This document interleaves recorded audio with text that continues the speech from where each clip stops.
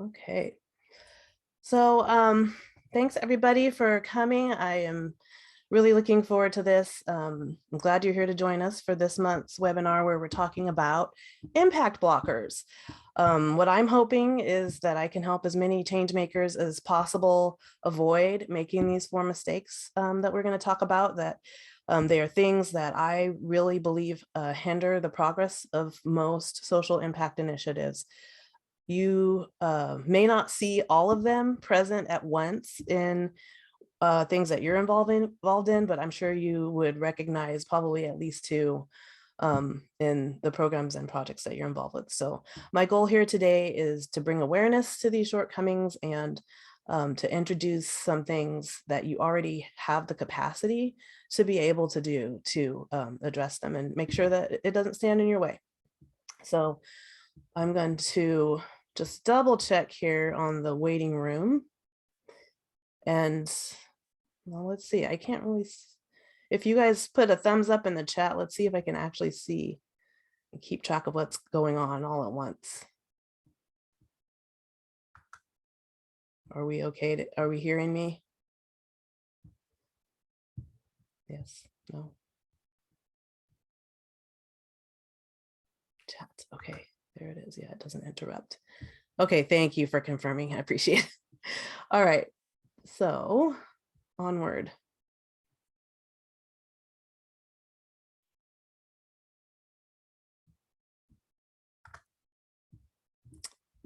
Okay, so then, this webinar is being brought to you by the Civic Hacker Network, which is an organization that I started after the first Civic Hacker Summit back in 2017. It was virtual before everything was virtual to save lives.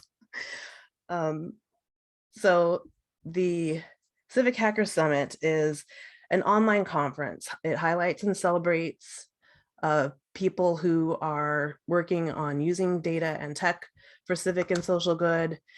And after that event happened, everybody kind of looked around and recognized and expressed a desire for greater collaboration and cross-pollination in the tech for good / data for good space. And so that's why the Civic Hacker Network was born. And the Civic Hacker Network, then, things seem to be frozen on my side. Okay, here we go. It exists to create and empower a globally connected community of people who are using data and technology to create positive social change. So we do that by hosting monthly virtual meetups, watch parties, learning opportunities such as this one. And we also respond to the individual needs of members as they come up, really. And we have starting this year, we have some unique programs that also aim to bring civic hackers together to focus on their mission and to take their work to the next level and increase their impact.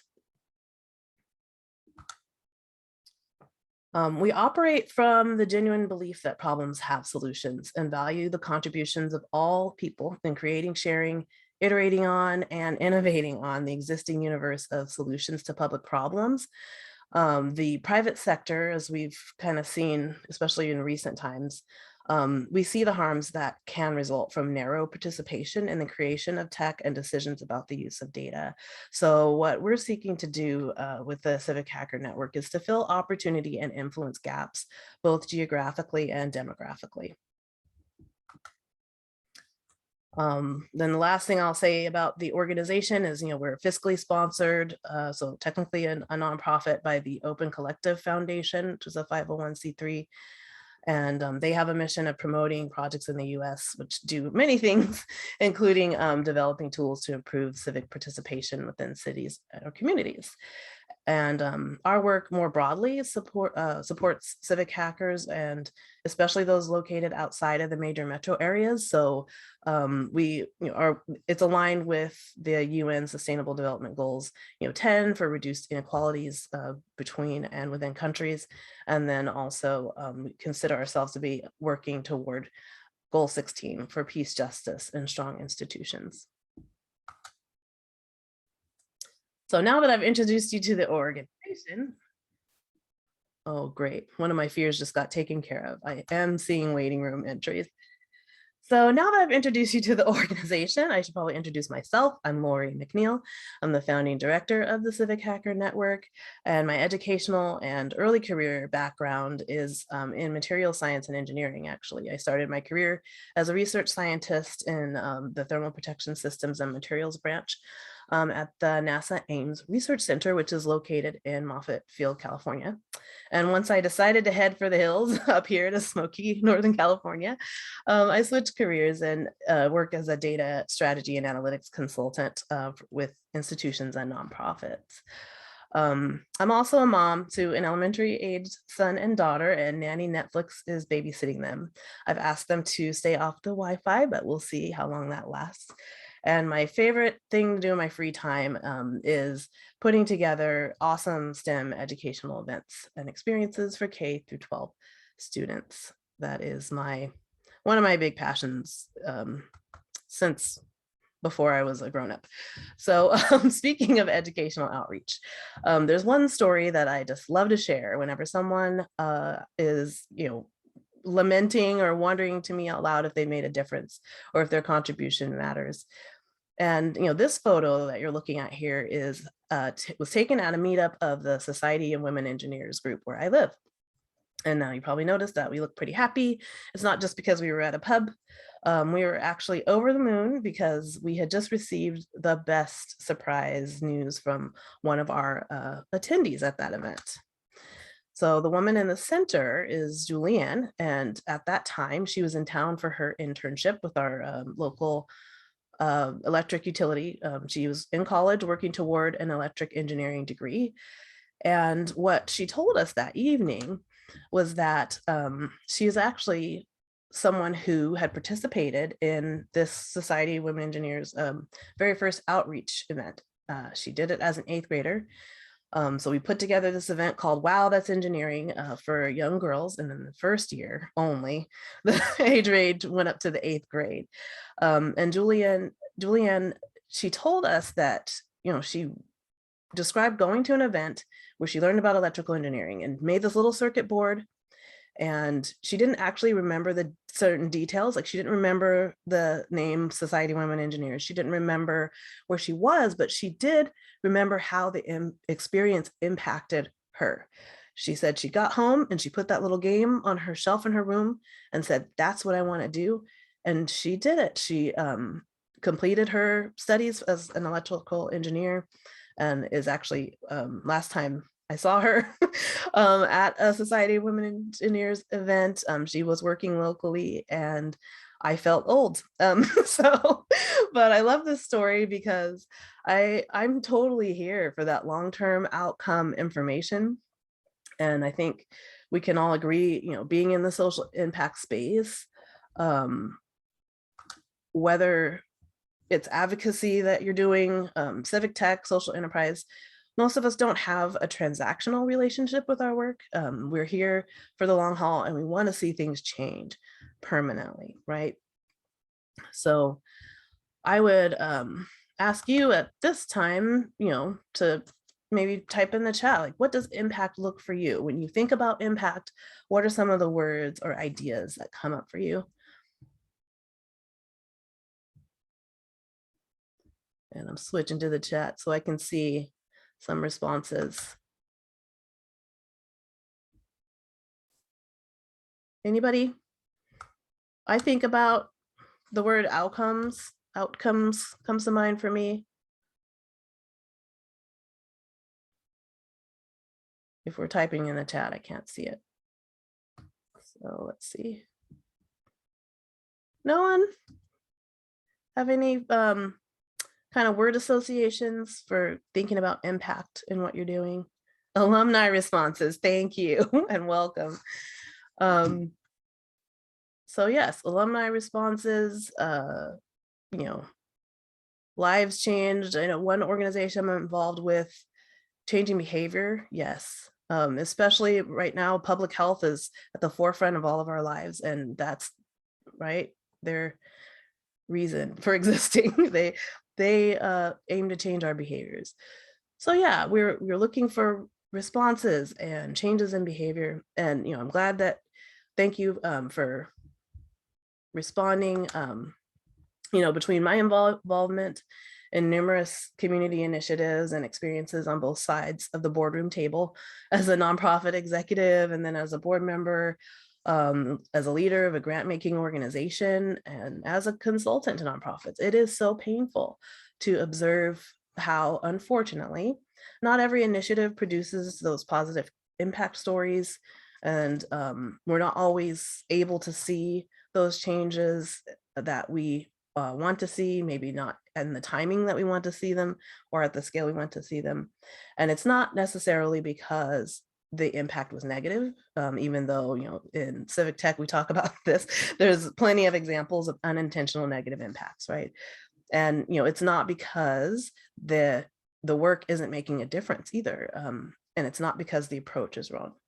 For a lot of projects, what the complaints are, where people feel stalled or like they're not making an impact, it comes down to these 4 mistakes that we're gonna now dive into. So the first one is a big one. We'll always spend a little more time on this one than the others because it's really important. So the first one I want to talk about is, that we leave objectives and success criteria undefined. Especially in earlier stages, we see that people who are activated around an issue, start taking action. Perhaps what they're doing is even evidence-based, right? So your initiative, you feel like it has demonstrated effectiveness elsewhere, or rather it has demonstrated effectiveness elsewhere, and your objectives are kind of baked in because of your selected course of action. But as time goes on, when we allow our work to remain in a situation where the objectives and success criteria have not been made explicitly clear and adopted by all of the people involved, then we're going to find ourselves wandering in what I call like the impact wilderness. So we're on a journey, but we haven't defined the destination. And this can lead to a situation where we have a product that is built to, for example, help people access family services. But the end goal is, of course, not to have a piece of software. The initiator of the project wants to see something change. They want to see more families get the support that they need to improve their lives. So then the technical milestones and all of those activities that absolutely get our work done, it makes things get built. They're great, but failing to create impact-focused objectives and success criteria causes us to find ourselves wandering in impact wilderness, and we finish a project and wonder how we ended up missing the mark, even though we delivered a solution. And I don't want to just pick on newer initiatives or grassroots groups, because the same thing definitely occurs in established organizations. A lot of us probably have experienced that, an organization once upon a time established their vision and their mission, but they take for granted that they're still working toward impact, and working toward impact using impact aligned objectives along the way. And so if you ask, the evidence of this is if you ask leaders and stakeholders involved of a given initiative, you might hear quite a bit of variation in what people would say the goals are and how they articulate what success looks like. So it's hard, if not impossible, to drive toward impact when everybody is just drifting in slightly different directions. And the real danger here is that, the kind of changes that we're looking for in social impact work, they take a while to bring about, right? And so when we have that drift happening, we're risking our work not being sustainable, where we lose people. There's a man that I was working with in a coalition who's drifted away, and he said, I'm not a young man. I want to see some things happen. And he, puts his efforts elsewhere if he thinks things aren't moving along. And part of not that sentiment comes from not having clearly defined objectives and success criteria. So how do we avoid or fix this first mistake? And, I don't know if you all have been in this situation, if you've had to course correct when you realize that you really haven't articulated the outcomes that you're striving for. But I have some simple kind of lower lift things that you can do now, and then I'll offer some deeper work that you would want to put on your roadmap. So on the lighter side, having your team and key people involved identify anything that they see as a win can be a way to reverse engineer some of your objectives. So this is just in the near term. And the reason why this works as an option is because when we have our folks involved letting us know what they think are wins, it can reveal what people really value in the work you're doing and where they see and feel that they are moving things in the right direction in terms of the change they desire. So going back to my educational outreach impact story, I clearly value that win of having this young woman let us know that we provided a key touch point in her path to a STEM career. Now, some of the other people involved, my colleagues in the group, funders, the girls, their parents, they might have other ideas about what exactly the change is that they're looking for. And that would come out in where they tell us through surveys and various feedback modes where they're seeing the positives, tells us kind of what they value and what they might be looking for. So that kind of information can and should shape the objectives that you would need to define in order to focus your efforts, stop the drift, and produce those desired outcomes. So inventory your wins is one thing that you can do. This next kind of exercise I call is a change storm, right? So you're literally brainstorming what changes need to happen in order to see your mission fulfilled. And you want to start with what you're trying to have happen and what success looks like given your particular mission. So if you're creating something and your mission is to increase the available number of licensed homes for teens in foster care in your area, say, your change storm might look like, it might include things like, well, we've got to educate empty nesters about the target teen population, connect licensing experts with the target homes, create a system to track demand for homes, etc. So you can also, in this change storm, and you can look at your own organization and include things that you would need to change internally in order for you to do the work, such as you might need to recruit a data entry volunteer or strengthen your organization's connections with baby boomer social groups and the local foster parent association. So creating this list of goals that the team expects to eventually lead to the change that you want to see is something that you can do remotely, right? That's kind of a thing. So you can do that remotely and asynchronously even if you get the team to use something like Jamboard or even just a Google Doc. And people can include ideas that they pull from existing research about effective interventions or tactics, or if you already have received input from some local experts or people affected by the issue, which is very important, you can include those things as well. And so then you have this collection of ideas that you can whittle down to goals that fit within the scope of what's realistic for your particular organization or project. And then you get to create clear objectives from there. I'm going to check the chat, make sure it's not a question. Yes, it's key. Being aligned with stakeholders and funders is key. Yeah, how do you balance funders' ambition without overpromising? Yes, overpromising is very, as you probably recognize, not a good thing. And I would say communication. So managing the expectations of your funders, acknowledging their ambition. There's a reason why they're engaged with you. So there's going to be a match there. And sometimes it's just a matter of communicating and then also clarifying.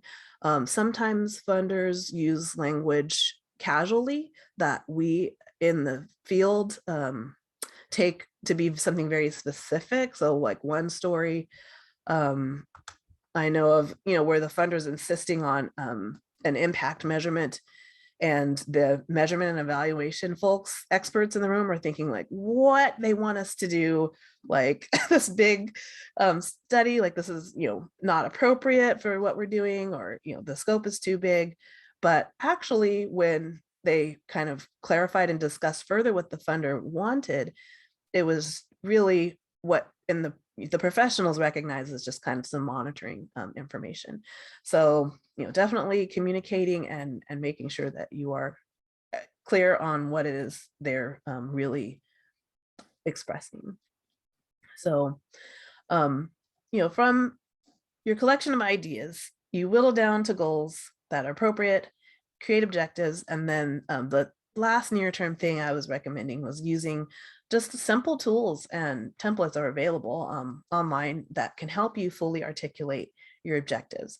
So you can use them as a group or have individuals do it and then compile. But one approach that we're probably all familiar with is creating a SMART goal, right? Who remembers what SMART stands for? Specific, measurable, actionable, relevant to our mission in this case, and time bound, right? So that gives you a very good level of specificity that can add clarity to what you're trying to do around each of those. You're quite welcome. Each of those objectives that you find that you're going to tackle. So then some very worthwhile but heavier lift things is you're going to at some point want to create or reevaluate your strategic plan. And I'm not talking about the kind of traditional look at it where we have, I think it's pretty much a lot of folks are moving away from this, at least in nonprofits. We're not talking about a 50-page tome that ends up being like a cat perch. And I'm actually allergic to cats. I don't really know what cats do, but I imagine that the stack of paper would be sitting somewhere and a cat would be on top of it. And that's all it would be good for after you make it. So instead, we're talking about making sure that you've done the homework of articulating your mission and your vision, because those create the big picture context for the objectives that we've been talking about. And they, the two things really do go hand in hand and keep you on a path. So you should have a strategy also for incorporating user and constituent voices at every stage, including planning your objectives and clarifying those outcomes that you want. So this can look like user research if we're especially building in a digital product, stakeholder surveys, pulling from existing survey results. Also, there may be in your community, right? Other groups or institutions may have survey data that they're allowed to share with you. We always want to center the people impacted as much as possible, of course. So we want to, as we're defining our desired outcomes, we want to make sure that we've had those voices welcomed into the process. All right, so we're on to mistake number 2. Mistake number 1, we're lacking clarity. And I said leaving it because I think you can get started without knowing all these things. And of course, it's going to change. But you can't leave it that way. You can't leave things fuzzy. And then reinventing the wheel is mistake number 2. And it really irks me as a funder, not just, and also as someone who was trained to research prior work before getting too far along or even starting a project from when I was in basic research. But let's be real here. Sources, your resources of time, talent, treasure, these are things that are not to be wasted, especially since it can be hard to get those resources for your social impact work in the first place. So we actually are blocking or impeding the impact that we could have made when we work on building things that have already been built and make open source, maybe things that have been made open source, and we haven't even reviewed the existing solutions. We dampen our impact by putting out say a flawed survey because we wasted resources on creating our own, without looking around and seeing that there's actually a methodologically sound survey maybe freely available for us to use on a .gov resource site somewhere. Like, you'd be amazed. So this form of waste that comes with reinvention happens in the nonprofit sector in so many ways, big and small. Turnover causes assets, processes. I'm letting people in. Welcome. So turnover can cause your, different assets and processes have to be recreated and rediscovered. And in the wake of the unrest that occurred last summer, for example, what do you guys think about like how many initiatives sprung up to combat police violence or racism without ever connecting with their local ACLU or other groups that had actually been engaged in these issues for years? I can think of a couple in my area, and I'm glad I don't know the number of, how many just kind of duplicated efforts kind of started up.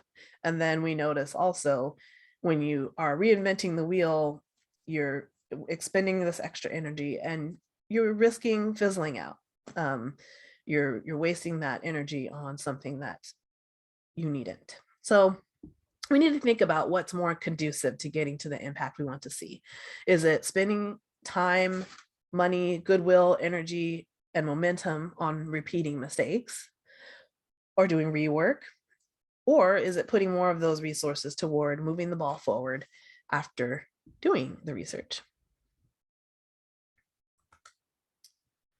So this mistake of reinventing the wheel is actually pretty easy to avoid if we connect with the idea that more often than not, someone somewhere has worked on the problem we're trying to solve. If not exactly, then perhaps an adjacent problem, and knowing about their work would be helpful to you in more efficiently achieving some of your desired outcomes.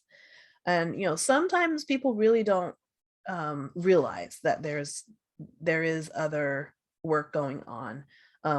They kind of feel like they have to stay focused on what they see just in their own immediate community. But the thing that you can do right away is to just ask around, leverage the resources that are in your community that you're seeking to impact. So there are people that are undoubtedly close to the work. They're stakeholders and they're professionals, and you're going to want to ask some of those people about what activities have occurred in the past. Find that person who knows where the bodies are buried, so to speak, and they can catch you up on some context and help you to not falter where others might have before you. We can also look vertically, right? When in our globally connected world, change makers are in community online. We can reach out to contacts for open source projects. And people I have found in the social impact space are generally open to talking with you about work that's in alignment with their mission. You have community level expertise that you can tap, as well as people contributing to your issue area outside of that community. So, or even in your specific tech vertical, if it's tech that you're building. So you're here on this webinar. That means you've connected with the Civic Hacker Network. I'm very accessible personally. My DMs are open. We have a Slack, and some of us on this call are in other Slack communities together. And we know and have seen like people will offer up what they know of existing resources and solutions when questions come up if you just ask. So I always encourage people to definitely ask about prior art, even if you've had success searching like on your own. There's undoubtedly some additional rich information that you may be able to get from actually reaching out to people who are doing the work. So very worthwhile, but more in-depth effort as we look at things that you might want to put on your roadmap for later. I would recommend doing some asset mapping. If you're familiar with community organizing practices, you might be familiar with this concept, but this method of identifying and providing information about the strengths and resources in a community, it's something that's extensible to creating a reference for technologies and for data and other assets relevant to your issue area. So in digital, we've all seen those dreadful marketing tech landscape logo collages, or you can pick a different vertical, say financial management, right? Software. It's kind of like that, but it's actually not, because it doesn't involve logos, and it's actually useful because asset maps focus on strengths and beneficial features rather than being an exhaustive inventory. So speaking of not reinventing the wheel, when we're talking about leveraging existing resources and solutions, we cannot leave the topic without giving a shout out to Civic Tech Field Guide. I don't have in the chat if people familiar with it. I know some of you will be very familiar, some not. Anybody heard of Civic Tech Guide? Yeah. New to you. Okay, cool. It's pretty cool. It's a really fun place to poke around, even if you're not looking for anything in particular. If you're having a bad day, I challenge you to spend a time on this site and not feel a little bit better because of all the wonderful things that people are working on. It's really a happy place. So here I've just put a little screenshot of two of the kind of testimonial comments that they put on the site, because it really pretty much sums up the benefit of having a look around before you dive in and expend your precious resources on starting from scratch. We have the person who actually connected with a similar project and got their whole back end, kind of got help with that for their tech that they were building. Imagine if they had just never looked around, how much waste, the risk of losing resources along the way. The other person here just says, you know what, I always, if I'm wondering if somebody ever did this, I go look and find out before I take a step further that this particular place is her reference. So again, you don't have to always reinvent the wheel, right? So even in making your asset map, there are like public health, different community groups have probably done something in the space as far as collecting this information into an asset map. So definitely ask around, and then make sure that you're looking at that and taking advantage of the resources that are near to you, because even in small communities, it's interesting how much is going on and where people are involved. And if you didn't bother to reach out and ask, like, you would just never know. So our next one here, we're gonna move it along. Okay, so we're off to the races. We have checked on what is similar, what similar efforts are going on. We're not reinventing the wheel. We have clear objectives, and we're off to the races making change. Or are we, right? Or are we making mistake number 3, which is flying blind? To feel one's way, to proceed by guesswork, right? The expression, I was wondering where it came from, and it dates back to World War II. Pilots who couldn't see the horizon and had to rely on instruments that they were flying blind. And then, of course, nowadays it means like you just are proceeding by guesswork. But it is interesting that actually that original use would be preferable to what we're doing today when we're flying blind. We can have lots of action, but no assessment. So even though, we think about today, the issues around privacy, like we're in an era of unprecedented ability to track digital things and to collect and store and process information about what's going on with the people that we're serving and the communities we're trying to change. But it still seems to be true that folks just aren't using these powers. We don't see the operationalized, broad, continuous monitoring and improvement cycles happening, and especially not in a way that's focused on impact. Yes, I will be sending a recording out after the webinar with some of the links and notes too. Thank you for asking. So onward.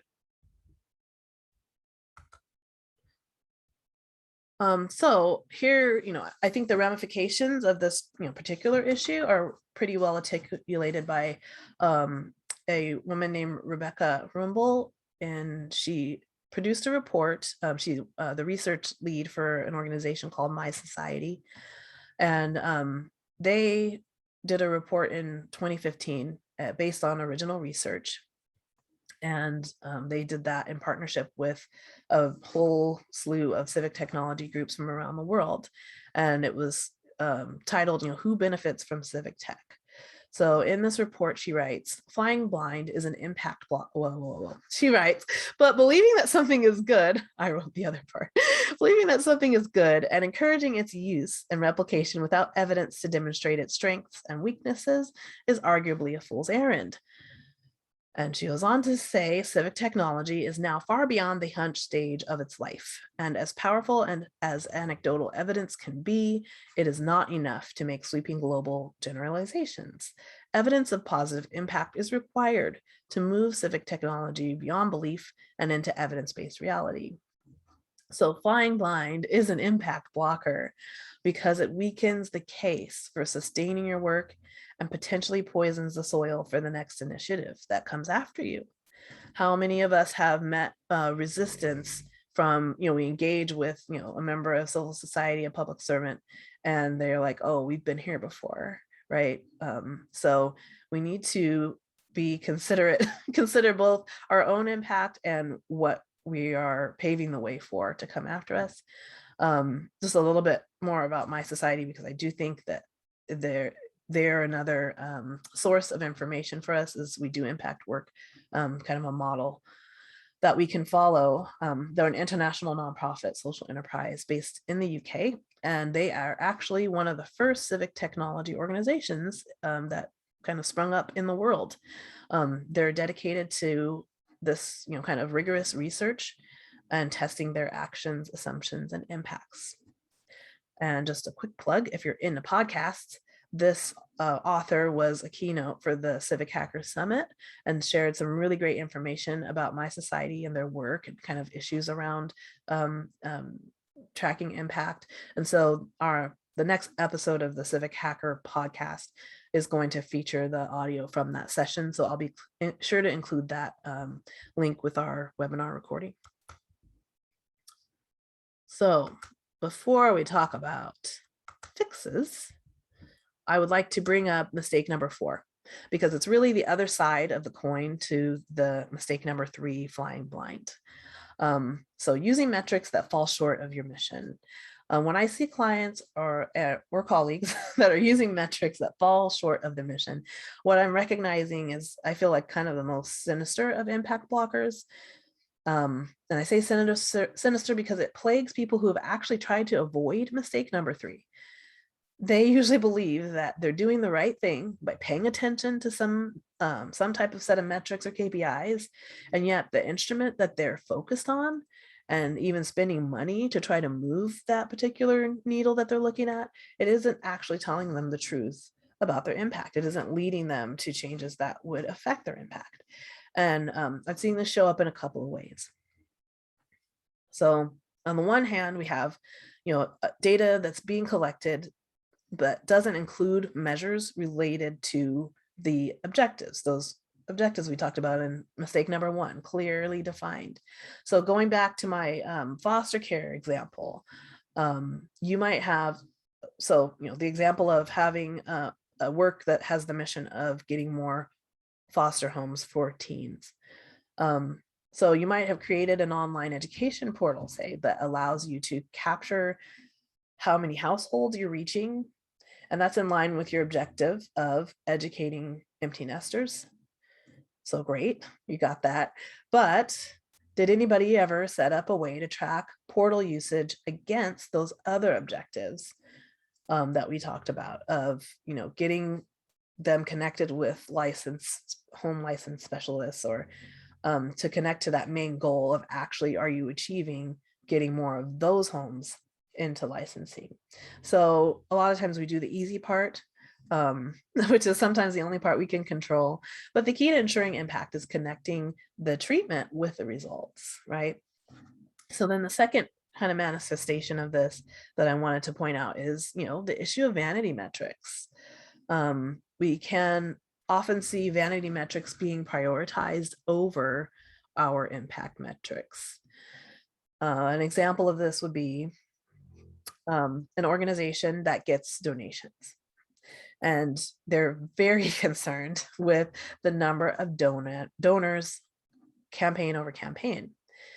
And I would submit that this is a vanity metric, because what is the objective? What is the point? It is to raise funds to do their mission.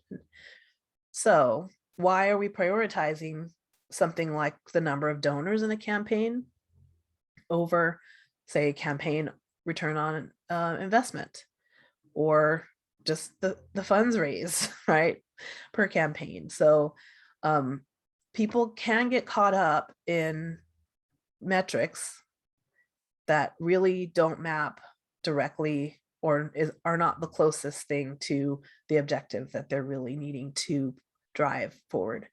And then this issue with vanity metrics happens a lot with digital products, as I'm sure you guys have seen.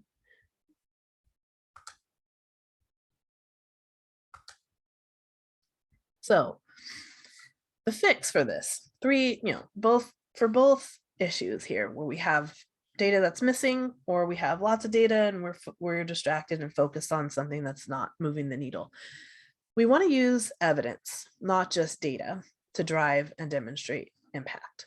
So if we set our sights on using evidence, we are going to be applying context and perspective, right? Data on its own is one thing. So like the number of people in Shasta County who download a fire preparedness app, right? It's very smoky here. So that's like one bit of data, but what is going to allow us to test our hypothesis or our theory of change, or our logic model? Like, why aren't we maybe looking at instead the percentage of Shasta County residents that have downloaded this particular, say a fire safety checklist? So something that maps a lot closer to what you think has to happen in order for your change to come about in the way that you expected, or not, right? So that's another thing, that if we look at data as feeding into evidence, we can also be able to say, you know what, we're going to have to reject our initial assumptions. And so we need to not be afraid to have information that is maybe going to tell us that our initial hypothesis was wrong, or we need to tweak our theory of change. So how can you start to make this shift right now? Well, one thing is to test your metrics. And I'm going to borrow from Marie Kondo, right? Do they spark meaning, right? Where joy is good, but are they something that pass the so what test? So if whatever data or metrics that you're looking at right now, just take a moment and think about, if this was to move up drastically, what would that really mean? If it was to move down drastically, what would that really mean, as far as what informing us about how to make our impact come about? So does your data, or do your metrics that you're using, spark meaning? And then also making sure that you start have a way of collecting stories in a way that you can use that information. So if you're not collecting any of your anecdotes, a lot of times we get them and we're like, oh, that's nice, like the story I told, right? But those actually are data too.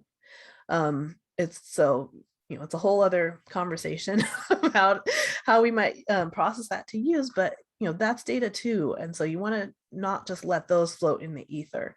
Make sure that we are collecting both quantitative and that testimony or anecdotal evidence from our constituents and our participants. And then kind of in the longer term heavy lift, definitely review your objectives from our fix it ticket number one, where you were clarifying your desired outcomes, and make sure that you're capturing the M in SMART, right? So this goes to kind of that first manifestation of this particular issue, where we collect the data, but not the right data or it's incomplete. So make sure that you evaluate your newly clarified objectives for their measurability, and then make a plan to actually capture that information. So the for-profit biz world, we always talk about you can't manage what you don't measure. And the same applies to impact, right? Okay, so how are we doing? Kind of okay on time. The 4 mistakes we covered are by no means an exhaustive list of the stumbling blocks that can plague social impact initiatives, but the thing about these particular items that I brought up is that they are things that you can actually control. So, whoa, I skipped a slide. So, we have, just to summarize, leaving objectives and success metrics undefined, reinventing the wheel. So not taking stock of what's available to you in your community or in your vertical, and starting from the prior art. Flying blind. So where we are unfortunately not using instruments, where we are proceeding without having the proper feedback loops in place. And then using metrics that fall short of your mission. So we are doing the opposite of flying blind, so we think, but not really wrangling in our metrics to serve the purpose that we need them to serve to make impact. These are all things that you can fix. And another bright spot here is that addressing these issues will actually help you overcome some of the other common issues that stifle social impact initiatives, like not being able to get funding, or not being able to keep your people motivated, or keep your volunteers. Having this information organized and available goes a long way for helping with some other issues. So we weren't just all about problems here. We talked about how to fix it. You got this. So, clarity is key to sustaining your initiative through to impact. So we're going to take the time to clarify our desired outcomes. We're going to make sure that we're finding those critical resources and partners for our work. And once you look around, gather those asset maps that are already existing, you find that there's so much available to you that scarcity is not really a thing, right? There's plenty available to support you and to learn from. And then also, using evidence, not just data, to drive and demonstrate impact. So we, choose metrics that measure up to our mission, and that can help us both get to where we want to go, and to be able to communicate to others the good that has proceeded from our work. Let me check the chat. Okay, how do you work with teams that are more hesitant about working with understanding data? How do you convert them? I always say, first thing would be to back away from the spreadsheet, right?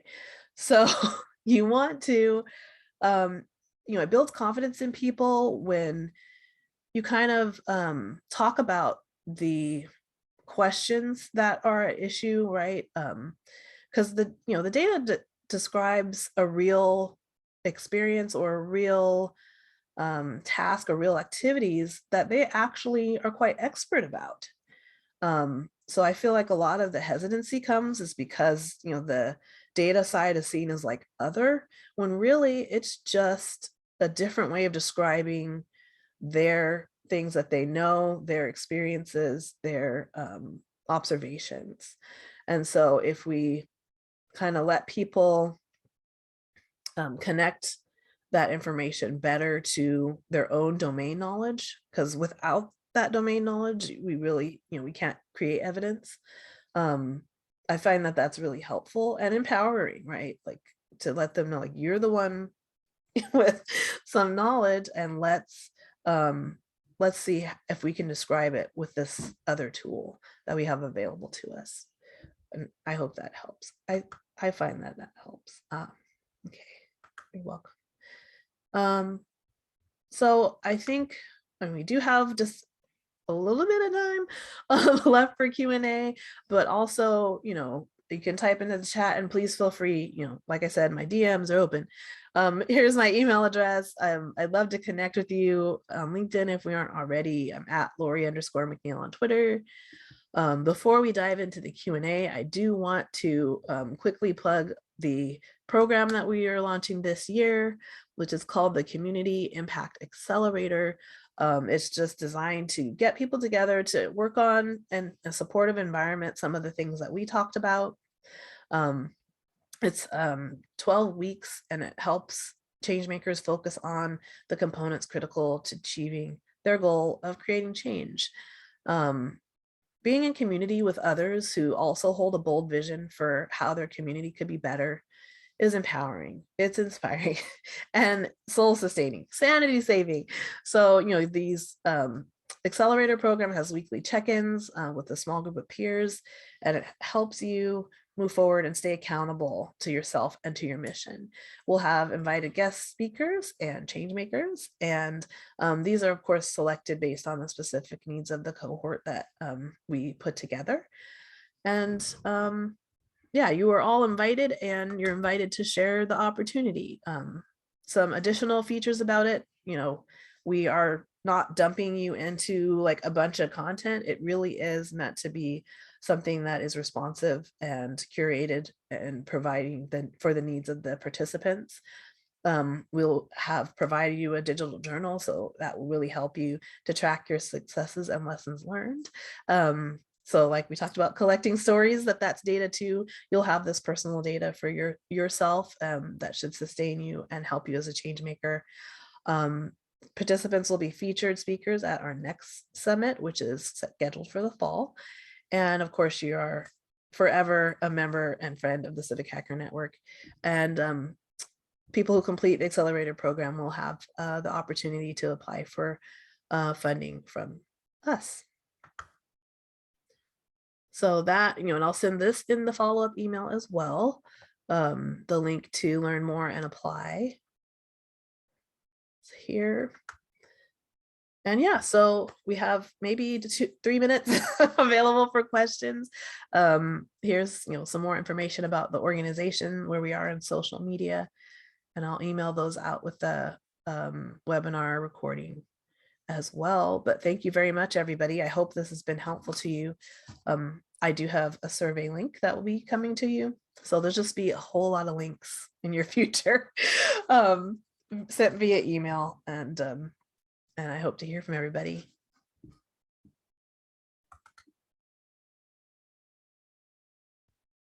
Sure, no problem. Thank you for joining. So any questions, any needs people wanted to share? All right, well then, I think we'll just get our recording together here.